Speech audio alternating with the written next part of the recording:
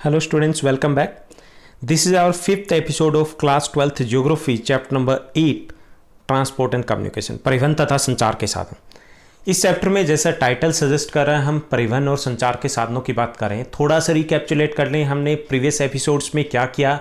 First episode में हमने परिवहन के साधनों की बात की, क्या होते हैं, कैसे क्लासीफाई कर सकते हैं, और सड़क परिवहन की बात की थी। सेकंड जो एपिसोड था उसमें हमने रेलवेज़ के बारे में डिस्कस किया था। थर्ड एपिसोड था उसमें हमने डिस्कस किया वाटरवेज़ के बारे में, इनलैंड और ओशियन रूट्स हैं उनको डिस्कस किया हमने। और जो हमारा प्रीवियस एपिसोड था, फोर्थ एपिसोड था, उसमें हमने एयरवेज़ की बात की। ये जो फिफ्थ एपिसोड है उसमें हम बात करने वाले हैं परिवहन के सबसे नए साधन की, जो बहुत महत्वपूर्ण होता जा रहा है, वो है पाइपलाइंस। पाइपलाइंस, उनकी इम्पोर्टेंस क्या है, मेरिट्स क्या है, उनकी डीमेरिट्स यानी कमियां क्या है, और साथ ही साथ हम बात करेंगे विश्व की कुछ महत्वपूर्ण पाइपलाइंस की। चलिए शुरुआत करते हैं आज के एपिसोड की। पाइपलाइंस को आपने देखा होगा आसपास, और आपने ज़्यादातर जब देखा है तो उनका उपयोग किया जाता है पानी के परिवहन के लिए। पुराने समय से, काफ़ी लंबे समय से इसका उपयोग हम करते आए हैं पानी को एक स्थान से दूसरे स्थान तक पहुंचाने के लिए। लेकिन हाल ही में पिछले कुछ वर्षों से इसका कमर्शियल उपयोग है, व्यापारिक उपयोग है, वो बढ़ गया है। तो व्यापारिक उपयोग बढ़ने के कारण इसकी इम्पोर्टेंस भी बढ़ चुकी है। तो पाइपलाइन का उपयोग है वो हम करते हैं जल के लिए, पेट्रोलियम, प्राकृतिक गैस, तरल पदार्थ है, उनके प्रवाह के लिए करते हैं। न्यूजीलैंड में पाइपलाइनों के माध्यम से दूध की भी आपूर्ति की जाती है। यूएसए में सबसे घना नेटवर्क है पाइपलाइन का। बिग इंच पाइपलाइन जो यूएसए की सबसे प्रसिद्ध पाइपलाइन है, ये विश्व की भी सबसे लंबी पाइपलाइन है। ये मेक्सिको की खाड़ी के तेल कुओं से पूर्वोत्तर राज्यों में पेट्रोलियम का परिवहन करती है।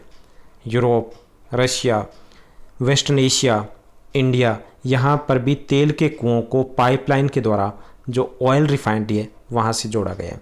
तो पूरे विश्व में इसका जाल बिछा हुआ है, और जहाँ जहाँ महत्वपूर्ण जो पेट्रोलियम प्रोड्यूसिंग कंट्रीज़ हैं, पेट्रोलियम प्रोड्यूसिंग सेंटर्स हैं, वहाँ पर पाइपलाइन है, उनका विकास है वो अधिक हुआ है। चलिए थोड़ा और डिटेल में जानने की कोशिश करते हैं। पाइपलाइन है, उसके लाभ क्या हैं, मेरिट्स क्या हैं। पाइपलाइन है, उनको कहीं पर भी कठिन ओबड़ खाबड़ इलाके हैं वहाँ पर, या पानी के नीचे भी बिछाया जा सकता है। समुद्र है उसके नीचे भी, समुद्र के नीचे भी इसको बिछाया जा सकता है। दूसरे ये इनके संचालन रखरखाव का खर्च अपेक्षाकृत कम है। एक बार प्रारंभिक लागत है वो ज़रूर अधिक रहती है। एक बार पाइपलाइन लगाने के बाद किसी प्रकार के रखरखाव या जो संचालन है उसके ऊपर उतना अधिक हमें स्पेंड नहीं करना होता, उसकी लागत बहुत कम रहती है।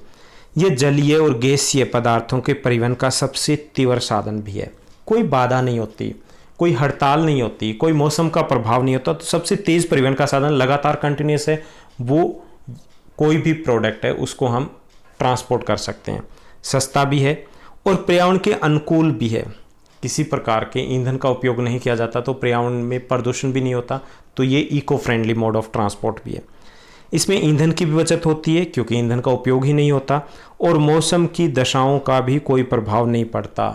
अगर बारिश हो रही है या आंधी तूफान है, या कई बार हम देखते हैं तटीय इलाकों में बार बार तूफान आते रहते हैं, तो इस प्रकार की दशाओं का इसके ऊपर कोई प्रभाव नहीं होता। लगातार परिवहन है वो पॉसिबल हो पाता, संभव हो पाता है। परिवहन के इस साधन के द्वारा आपूर्ति की निरंतरता, कंटिन्यूटी बनी रहती है, उसमें बाधा नहीं आती। कई बार हम देखते हैं सड़क परिवहन के द्वारा आ रहा है या रेल परिवहन के द्वारा आ रहा है, तो उसमें भी हड़ताल है या पॉलिटिकल कॉजेज हैं, उसमें बाध्यता आती है। अब कोविड-19 के टाइम में आपने देखा कि रेलवे है या रोडवेज है, वहाँ पर वो कार्य कंटिन्यू नहीं रह पाया। लेकिन हम पाइपलाइन की बात करें तो उसके द्वारा जो आपूर्ति थी, सप्लाई थी, वो कंटिन्यू थी। तो ये थे इसके गुण कि क्यों ये इतना महत्वपूर्ण है। अब इसकी कुछ कमियां भी है जिनके बारे में डिस्कस कर लेते हैं। पहला ये कि इसमें कोई लोच नहीं होता।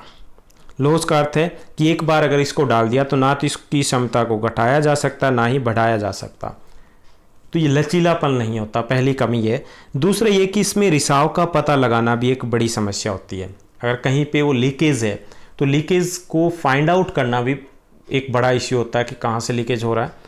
दूसरा, अगर लीकेज कर पता भी चल गए या फिर कहीं से पाइपलाइन फट गई तो उसकी मरम्मत करना उससे भी कहीं ज़्यादा कठिन होता है, काफ़ी प्रॉब्लम्स फेस करनी होती है। ये भी है, कुछ इलाकों में सुरक्षा व्यवस्था भी करनी होती है। घनी जनसंख्या वाले इलाके हैं, वहाँ से पाइपलाइन गुजरती है तो चोरी की समस्या बनी रहती है, और चोरी की समस्या के साथ साथ आग लगने का डर है या किसी प्रकार की दुर्घटना का डर बना रहता है, इसलिए सुरक्षा की व्यवस्था करना भी होता है और वो उन इलाकों में काफ़ी कठिन होता है। तो ये इसकी कुछ कमियां थी।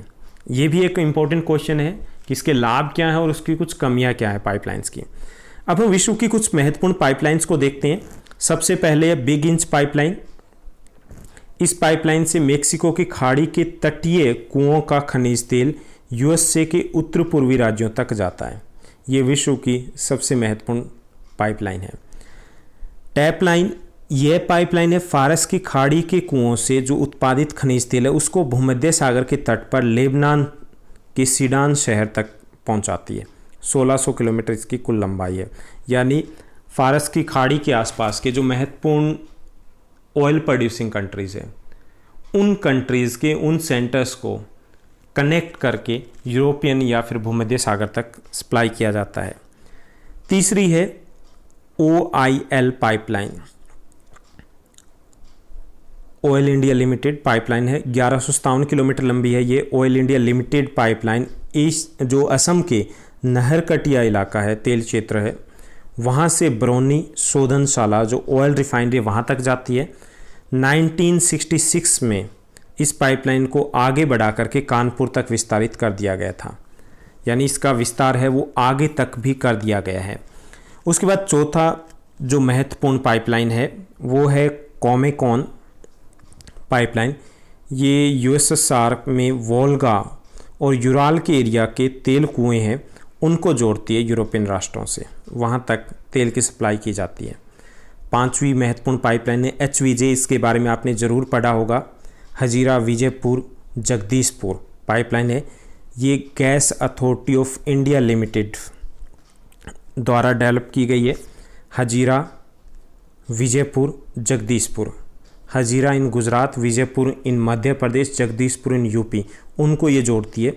1750 किलोमीटर इसकी कुल लंबाई है। इसके साथ साथ एक और अन्य पाइपलाइन को भी डेवलप किया गया जो 1256 किलोमीटर लंबी है। ये गुजरात के सलाया से यूपी के मथुरा तक बिछाई गई है। उसके बाद एक परियोजना है जिसके ऊपर अभी कार्य चल रहा है, वो है तापी परियोजना। बहुत महत्वपूर्ण है।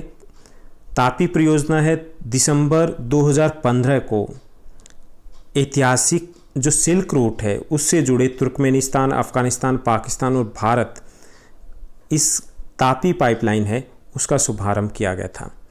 1814 किलोमीटर लंबी इस गैस पाइपलाइन के सन 2019 तक पूरा होने की संभावना थी। हालांकि अभी भी कार्य है वो प्रगति पर है। उम्मीद है 2025 तक ये कार्य पूरा हो पाएगा। ये प्रस्तावित गैस पाइपलाइन तुर्कमेनिस्तान के गलकिनाइस नगर से शुरू होती है, अफगानिस्तान के कंधार, पाकिस्तान के मुल्तान शहर से होते हुए भारत में फाजिल्का तक पहुंचेगी। तो ये एक परियोजना है जिसके ऊपर कार्य चल रहा है और बहुत महत्वपूर्ण होने वाली है इन सभी देशों के लिए। तो ये थी विश्व की कुछ महत्वपूर्ण पाइपलाइन। 1 मार्क्स के क्वेश्चंस को अगर हम देखें तो उस पॉइंट ऑफ व्यू से बिग इंच पाइपलाइन कहाँ है, कौन से इलाकों को जोड़ती है, या HVJ कौन से स्थानों को जोड़ती है, ये ज़्यादा महत्वपूर्ण है। तो ये था हमारा आज का सेशन। उम्मीद करता हूँ आपको अच्छा लगा होगा। अगर हमारा कंटेंट अच्छा लग रहा है तो आप इस चैनल को लाइक, शेयर और सब्सक्राइब ज़रूर कीजिए। मिलते हैं अगले एपिसोड में। Thank you, bye bye, take care.